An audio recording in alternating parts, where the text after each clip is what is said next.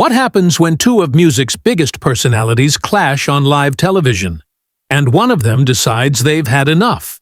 You're about to find out, because today we're diving into the moment Adam Lambert absolutely lost it on the Clarkson show and stormed off set, leaving everyone in complete shock. It started like any other interview. Kelly, ever the professional, greeted Adam with her trademark warmth. The audience roared with applause as Adam walked out, waving confidently. For the first few minutes, everything seemed perfectly normal. But soon, what began as a friendly chat took a sharp and uncomfortable turn. Kelly began with praise, talking about Adam's journey from American Idol to fronting Queen. But when she asked about authenticity in music, especially among artists who don't write their own songs or are manufactured by producers, Adam's demeanor shifted. "That's a pretty loaded question," he replied carefully. "Authenticity is subjective. Just because someone comes from a reality show doesn't make them less real." Kelly smiled, but pressed on. "Sure, but you can understand why people might see a difference between someone groomed by producers and someone who developed their sound organically, right?" Adam's posture stiffened. "Are you suggesting my success isn't organic? I've been performing since high school. American Idol was just a platform, not my beginning." Kelly quickly tried to clarify, saying she wasn't talking about him specifically. But Adam wasn't convinced. "It kind of sounds like you're implying that artists like me, who gained recognition through television, are less legitimate." The audience grew tense. Kelly tried to keep her usual upbeat tone, but her laugh came out awkward. "Adam, I think you're reading too much into this. I'm just asking about your perspective on the industry." Adam's patience was fading. "My perspective? That I've worked my butt off for everything I've achieved. No one manufactured my talent or my image. I've been authentic since day one." Kelly, visibly flustered, tried to regain control. "Of course, but you have to admit the industry's changed. When I won American Idol, things weren't so focused on image and social media." That struck a nerve. "So now you're saying my success is because of social media and image?" Adam snapped. "Because that's pretty insulting, Kelly." The studio went silent. Even the band members looked uneasy. Producers in the background started whispering and gesturing frantically. "Adam, I'm not trying to insult you," Kelly said, her voice tightening. "I just wanted to have an honest conversation about music." Adam laughed bitterly. "Honest? You invited me here and spent 5 minutes questioning whether I deserve my success. That's not honesty. That's shade." "Isn't it, though?" he added sharply before Kelly could respond. "Because from where I'm sitting, it sounds like you think artists from reality TV are second-class citizens." Kelly, clearly defensive now, shot back. "Adam, I came from the same place you did. I won American Idol. Why would I look down on that?" Adam's tone turned icy. "Maybe because you've been trying to distance yourself from it ever since. Maybe because now that you're established, you think you can look down on people who took the same path?" Kelly's frustration boiled over. "Look, Adam, I think you're being way too sensitive about this." The moment the words left her mouth, the whole studio froze. Gasps rippled through the audience. Too sensitive was like a spark in a room full of gasoline. Adam's face hardened. He leaned back slowly, his voice dropping to a dangerous calm. "Did you just tell me I'm being too sensitive?" Kelly instantly realized her mistake. "I just meant that maybe you're misinterpreting what I said." "No," Adam interrupted, holding up a hand. "You don't get to backtrack. You just dismissed what I said by calling me sensitive. Do you have any idea how condescending that sounds?" Everyone in the room could feel the explosion building. The crew panicked. Kelly's composure cracked completely. "Adam, I didn't mean—" But Adam was done. "You know what? I don't need this," he said, unclipping his microphone. "I came here to talk about my tour, my music, my work, not to have my legitimacy questioned on national television." He stood up, ignoring Kelly's attempts to speak, and walked off the set to stunned silence. The cameras kept rolling for a few seconds before cutting to commercial, leaving Kelly sitting there, visibly shaken. When the show returned, Kelly tried to smooth things over, saying, "Sometimes conversations don't go the way you plan. But that's live TV." But viewers could tell this was no ordinary misunderstanding. It was one of the most uncomfortable moments ever aired on daytime television. Behind the scenes, staff members scrambled to do damage control, while social media exploded with clips of the exchange. Some fans defended Adam for standing up for himself. Others thought he overreacted. But one thing was clear. No one would forget the day Adam Lambert walked off the Kelly Clarkson show. Kelly tried to regain control of the situation. "Adam, let's just take a step back here. I think we've both gotten a little heated. Maybe we should focus on why you're here today. Your tour, your new music." But Adam wasn't having it. "Oh, so now you want to change the subject? After spending the last 10 minutes questioning my authenticity and then calling me too sensitive when I defend myself?" "I wasn't questioning your authenticity," Kelly insisted, though her voice lacked conviction. "Really? Because that's exactly what it sounded like. Or am I just being too sensitive again?" Adam's sarcasm cut through the room like a knife. Kelly was starting to look genuinely upset. "Adam, I'm trying to have a professional conversation here," she said. "Professional?" Adam laughed bitterly. "You call this professional? Professional would have been asking about my music, my tour, my work with Queen. Professional would have been treating me like the artist I am, instead of making me defend my entire career path." The tension was unbearable. Even the audience began to murmur, clearly uncomfortable. Kelly tried again to salvage the moment. "You know what? You're right. Let's talk about Queen. How has it been working with Brian and Roger?" "Oh, now you want to talk about Queen?" Adam shot back. "After implying I'm not a real artist? You think you can just pivot to a safe topic and pretend the last 10 minutes didn't happen?" "I never said you weren't a real artist," Kelly protested. "You didn't have to," Adam replied. "It was in every question you asked. The manufactured pop star's comment, the authenticity remarks, the suggestion that reality show artists are less legitimate. And when I called you out, you told me I was being too sensitive." Kelly's composure was slipping fast. "Adam, I think you're putting words in my mouth." "Am I? Because I'm pretty sure everyone in this studio heard exactly what you said." Adam gestured toward the audience. "I'm pretty sure America heard it too." The silence that followed was suffocating. "Look, Adam, I respect you as an artist," Kelly said finally. "I've always respected you. If I said something that came across wrong, I apologize." Adam shook his head. "No, Kelly, you don't get to give me a half-hearted apology and expect everything to be fine. You don't respect me as an artist. If you did, you wouldn't have spent this entire interview trying to undermine me." "That's not what I was trying to do," Kelly said, her voice tightening.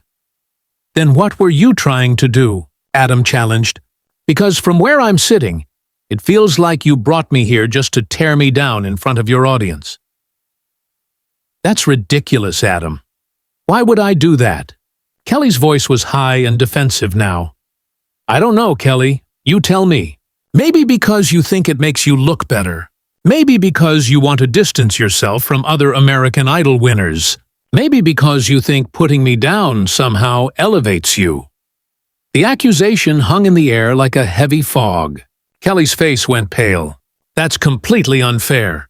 "Is it, though?" Adam replied coldly. "Because that's exactly what it feels like. You brought me here to talk about my career. But instead, you've made me justify my existence in the industry." Kelly was struggling to keep her composure. "Adam, I never meant for it to come across that way." "But it did come across that way," Adam said firmly. "And when I tried to address it, you dismissed me and told me I was too sensitive. Do you understand how disrespectful that is?" The studio was so silent you could hear the faint hum of the cameras. Even the crew had stopped moving, transfixed by what they were witnessing. Kelly looked like she might cry. "I'm sorry if I hurt your feelings, Adam. That truly wasn't my intention." "If you hurt my feelings?" Adam repeated incredulously. "Kelly, you didn't just hurt my feelings. You disrespected me. There's a difference." And that's when Kelly made her second huge mistake. Instead of owning up, she got defensive again. "Adam, I think you're being completely unreasonable right now," she said sharply. "I asked a few questions about the music industry, and you've turned it into this dramatic thing." Adam's face went still. The word unreasonable seemed to echo through the room. You could see the moment something inside him snapped. "Unreasonable," he repeated slowly. "So first I'm too sensitive, and now I'm unreasonable. Kelly, do you even hear yourself?" Kelly looked panicked, but tried to stand her ground. "Adam, you're making a mountain out of a molehill. These were just casual questions about the industry."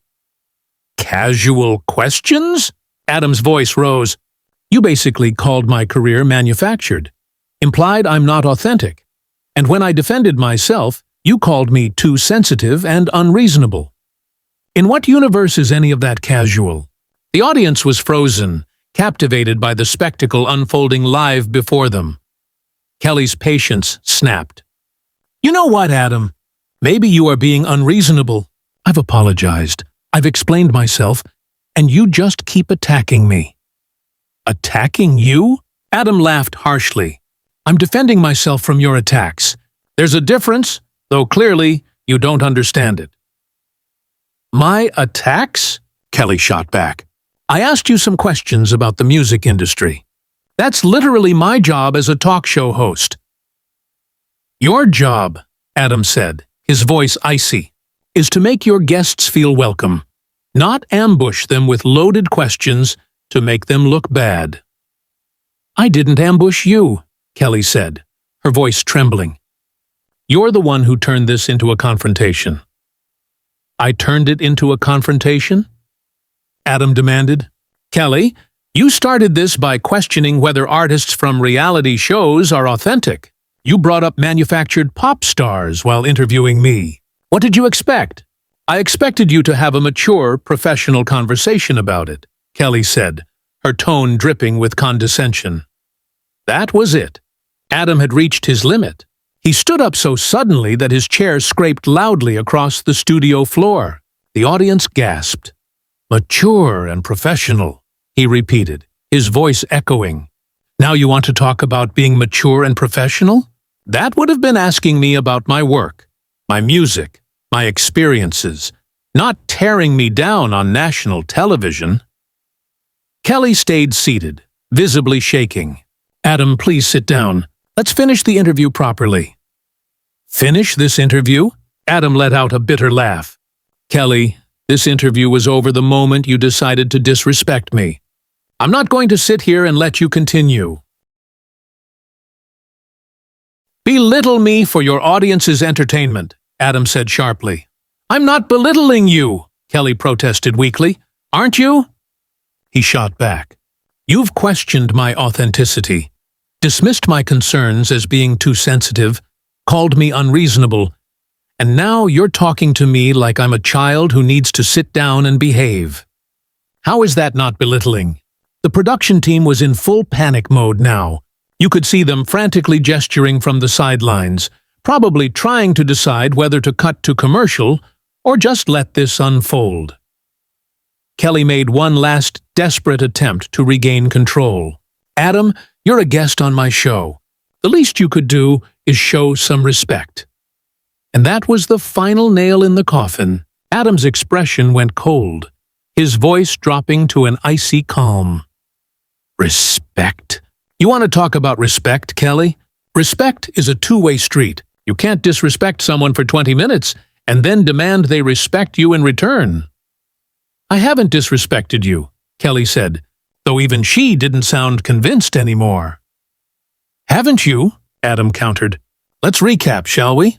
You questioned whether artists from reality shows are authentic. You implied my success might be due to a manufactured image and social media instead of talent. You told me I was being too sensitive when I called you out on it.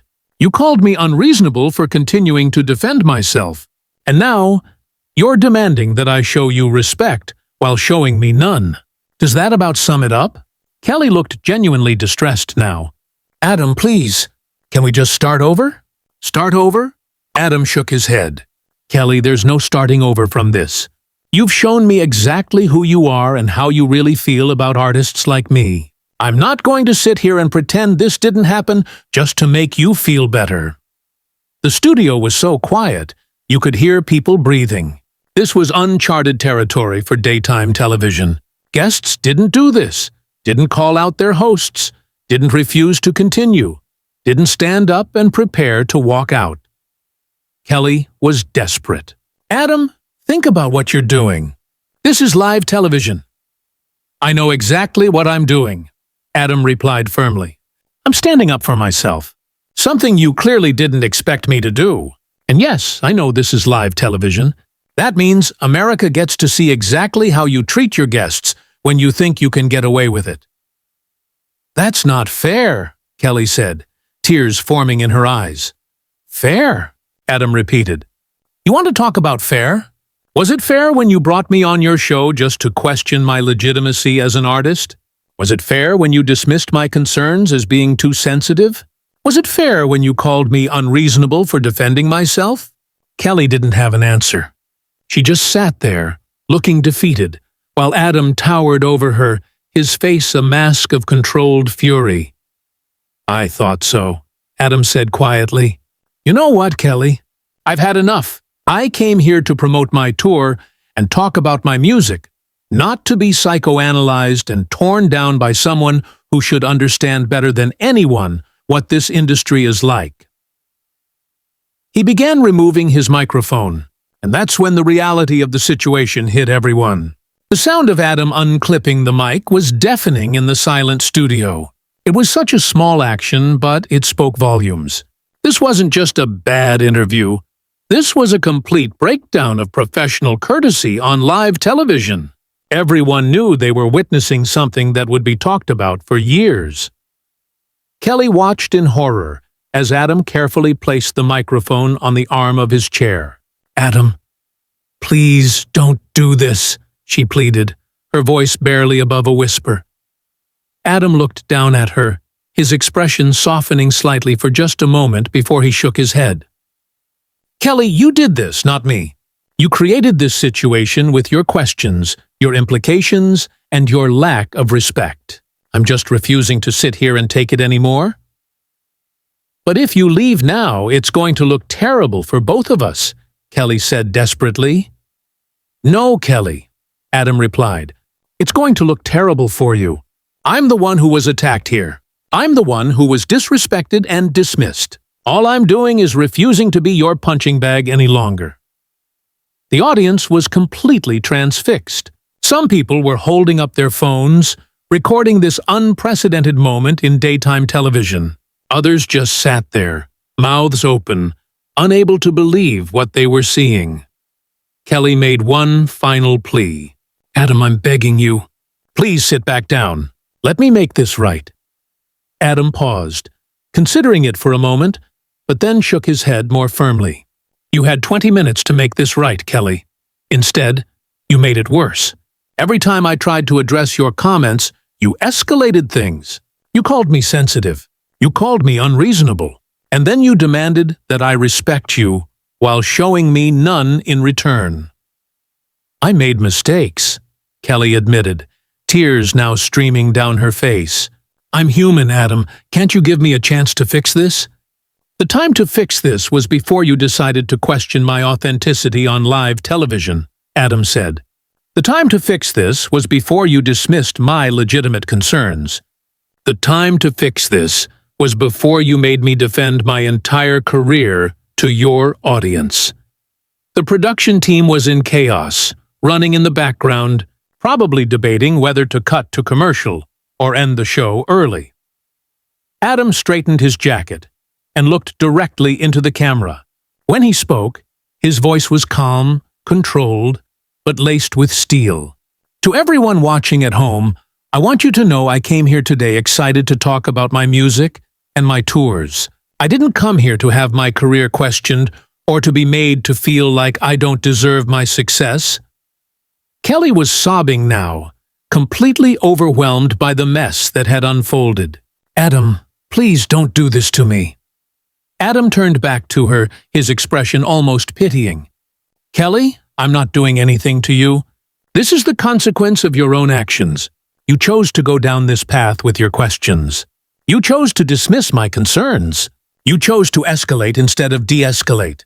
These are the results of those choices." "I'm sorry," Kelly whispered. "I believe you are," Adam said quietly. "But sorry doesn't undo the damage that's been done here today.